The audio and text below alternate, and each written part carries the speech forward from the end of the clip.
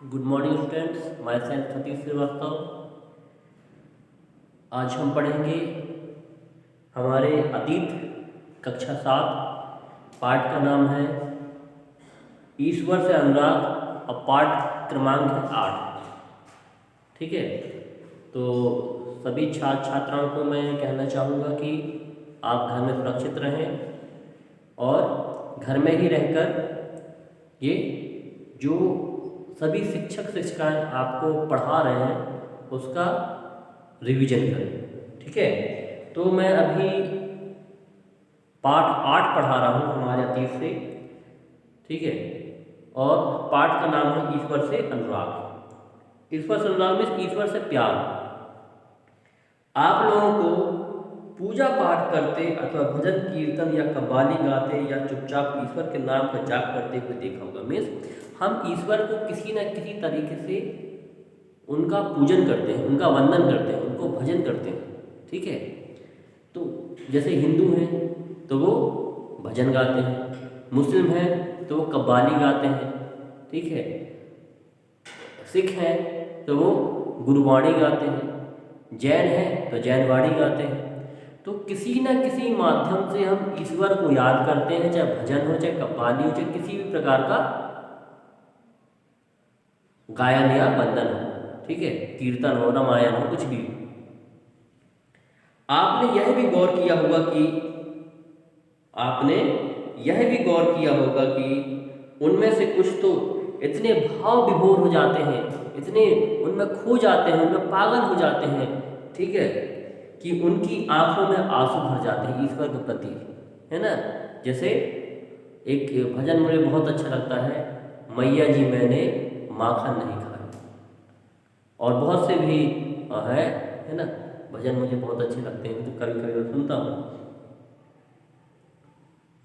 ईश्वर के प्रति ऐसा प्रेम भाव, इतनी गहरी आस्था, भक्ति, उनके विभिन्न प्रकार के भक्ति तथा सूफी आंदोलनों की देन है। मीन्स ये जो भक्ति भावना है, ये जो सूफी विचारधारा है, ये एक प्रकार के आंदोलन के रूप में भी हो चुकी है, जिनका 8वीं शताब्दी में उद्भव होने लगा।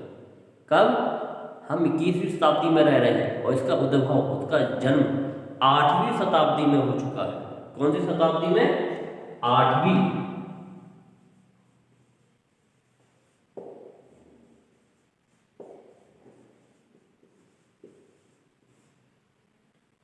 तो परमेश्वर का विचार क्या है, इसके बारे में हम पढ़ेंगे।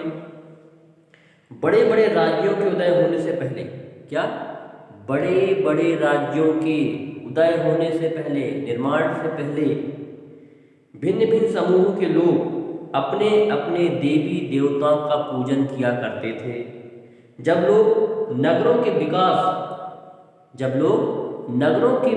और व्यापार, नगरों के विकास में, नगरों का विकास होगा तो व्यापार भी बढ़ेगा, व्यापार बढ़ेगा तो नगरों का विकास भी होगा, में एक दूसरे के पूरक हैं। ठीक है, जब लोग नगरों के विकास और व्यापार तथा साम्राज्यों के माध्यम से एक साथ आते गए, मीन्स जैसे जैसे राज्यों का निर्माण हुआ, जैसे जैसे व्यापार बढ़ा, जैसे जैसे नगरों का विकास हुआ, गांव का विकास हुआ, शहरों का विकास हुआ, तो लोग एक साथ आते गए, मीन्स समूह में जुड़ते गए। तब नए नए विचार विकसित होने लगे। मीन्स जब 4 लोग मिलते हैं तो वो अपनी विचारधारा को प्रकट करते हैं। मीन्स यहाँ पर ये होना चाहिए, यहाँ पर ये होना चाहिए, यहाँ पर हम अच्छा कर सकते हैं, यहाँ पर हम इसको डेवलपमेंट कर सकते हैं, यहाँ पर हम ये बना सकते हैं। मीन्स जब 4 लोग जुड़ते हैं तो उनके विचार प्रकट होते हैं, अपनी अपनी विचारधारा को वो रखते हैं, जिससे कुछ नई चीज़ बनती है।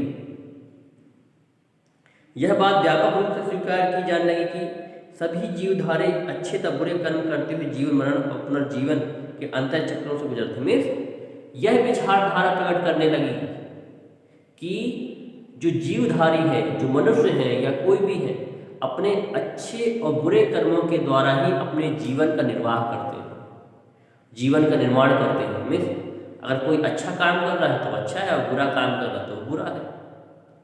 ठीक है, मगर अच्छे काम ही करने चाहिए, ईश्वर देखता है। इस प्रकार यह विचार भी गहरे बैठ गया था कि सभी व्यक्ति जन्म के समय ही एक बराबर नहीं होते। सभी व्यक्ति जन्म के समय एक बराबर नहीं होते हैं, अपने कर्मों से भी आगे बढ़ सकते हैं। यह मान्यता है कि सामाजिक विशेष अधिकार किसी उच्च परिवार अथवा ऊंची जाति में पैदा होने के कारण मिलते हैं। कई पंडित पूर्ण ग्रंथों का विषय था।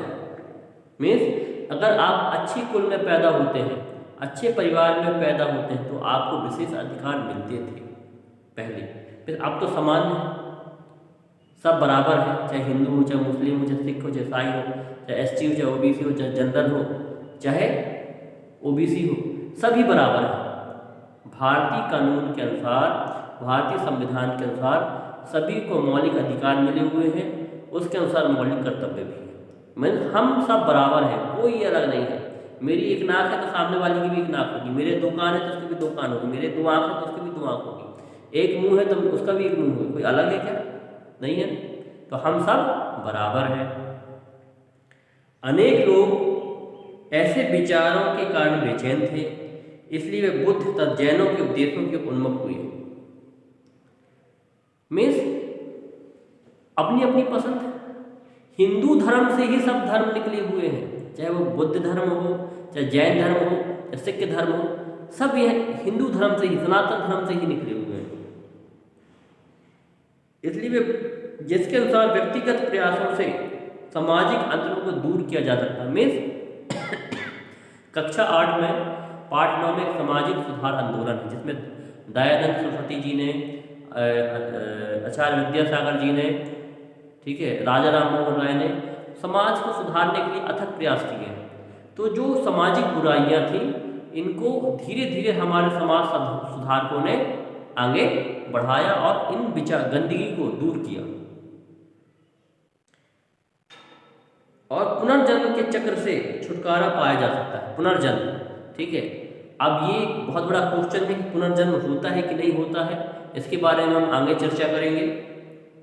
कुछ लोग परमेश्वर संबंधी इस विचार से आकर्षित हुए। यदि मनुष्य भक्ति भाव से परमेश्वर की शरण में जाए तो परमेश्वर व्यक्ति को बंधन से मुक्त कर सकता है। ये विचार को मैं भी मानता हूँ कि हम अच्छे कर्म करेंगे, ईश्वर की आराधना करेंगे, तो हमारे द्वारा जो भी पाप होते हैं, पाप में मतलब क्या, एक किसी के बारे में बुरा सोचना ही पाप है, किसी हंसते हुए व्यक्ति को रुला देना ही पाप है, किसी के पैसे को रख लेना ही पाप है। ईमानदारी से अगर हम खाते हैं, कमाते हैं, तो यही सबसे बड़ी पुण्य है। किसी भूखे को खाना खिलाना, किसी प्यासे को पानी पिलाना, यही पुण्य है। अपने माता पिता की सेवा करना, अपने बड़ों का आदर करना, अपने छोटों का आदर करना, यही पुण्य है, ठीक है। किसी को भला बुरा बोलना या सोचना, यही पाप है।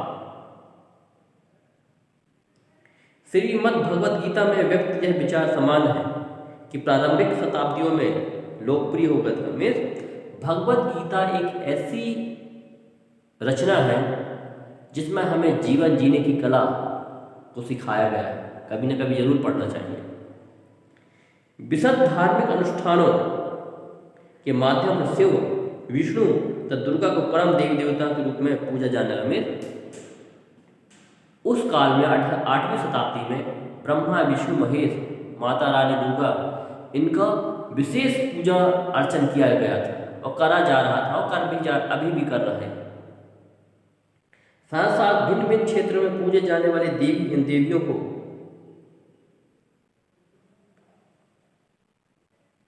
पूजा अर्चन किया जाने लगा। तो माय डियर स्टूडेंट्स, मेरे छात्राओं, आपको इस पाठ में यह समझाया जा रहा है कि हम किस प्रकार से अपने देवी देवताओं का पूजा अर्चन करते थे और अभी भी कर रहे हैं। उनका क्या हमारे समाज में एक विशेष अधिकार था और है और रहेगा। तो ठीक है, इस वीडियो में मैं आपको इंट्रोडक्शन क्लास दे रहा हूँ, पाठ 8 ईश्वर से अनुराग, इसके बारे में आप पढ़ेंगे। एक छोटा सा प्रस्तावना थी आपके लिए। आगे चलकर मैं इसको अच्छी तरह से और भी इंटरेस्टिंग तरीके से समझाऊंगा। धन्यवाद, आज के लिए काफ़ी है।